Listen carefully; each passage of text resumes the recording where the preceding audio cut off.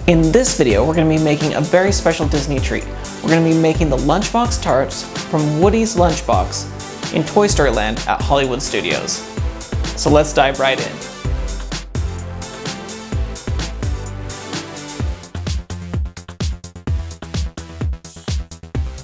Hey there, I'm Eric D.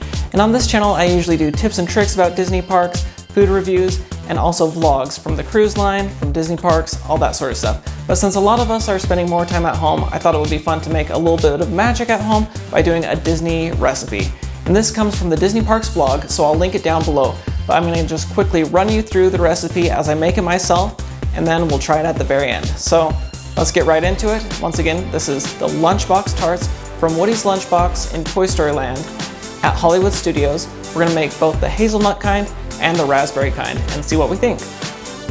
I will link the recipe down below. There's only one unique kind of ingredient that I didn't have on hand. It was coconut oil, so I had to get some of that. But otherwise I had all the things.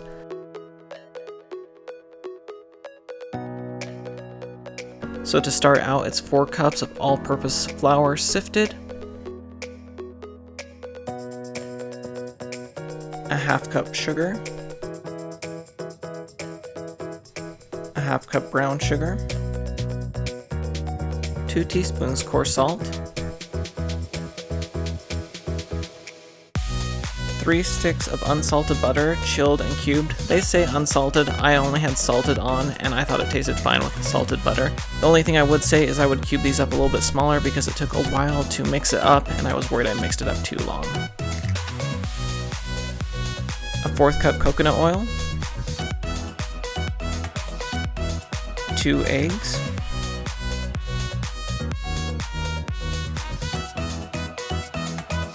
and so to start out, you just combine all of those ingredients. And like I said, the butter was chilled, and I think I should have cut it up a little bit smaller because it took a little while to mix up there.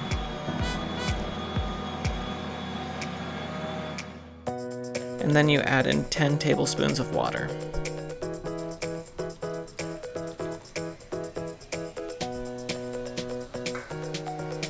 And then you mix on a low speed for 1 minute.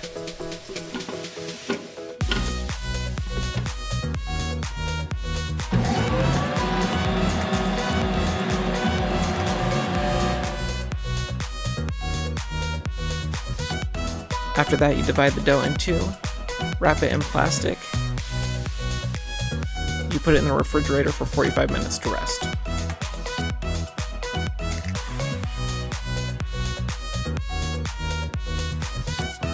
It says to lightly flour a cutting board, but I would recommend putting plenty of flour on the cutting board because I needed to add some more. And you roll out the first half of the dough till it's 1/4 inch thick.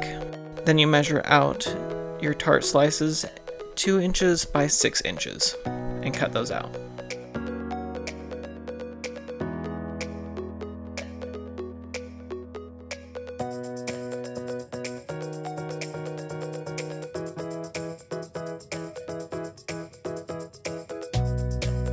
And then once you have those on the cookie sheet, you have 1 egg and a 1/4 teaspoon salt mixed together, and you put a little of that mixture on each one of these.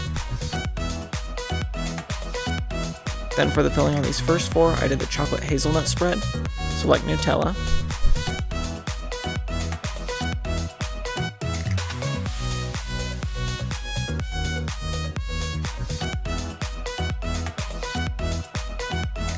And I'm just covering up the bottom half of the tarts with the top half of the dough.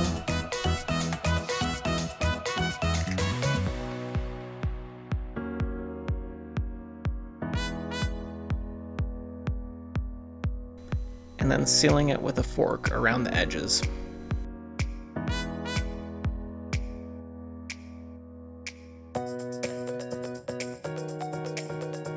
Then also brushing these with the egg mixture.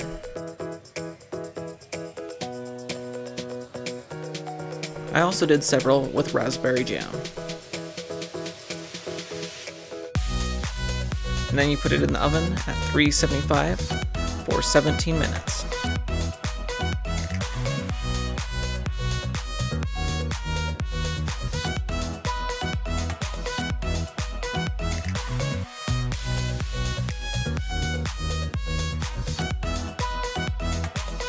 and they should come out golden brown.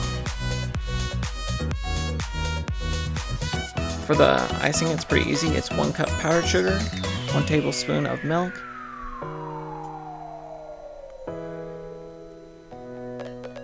and 1 teaspoon lemon juice. And then you add 1 more tablespoon of milk as you mix. I was worried it tasted too sweet, and so I added more milk, but don't worry about that. Once you actually put it on the tarts, it will be fine, so don't worry about it if it tastes too sweet if you taste it alone. And also by adding more milk, I made it too runny. I also added red food coloring for the raspberry ones, and I also mixed in a little Nutella for the chocolate hazelnut ones.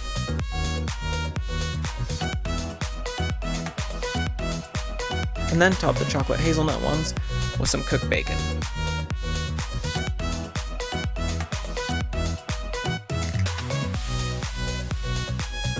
Alright, here is our finished product, both the raspberry and the chocolate hazelnut, which both look very good. I haven't tried them yet, so I thought I would try them on camera to tell you guys what I thought, to see if the effort was worth it. So let's take a bite and see what I think.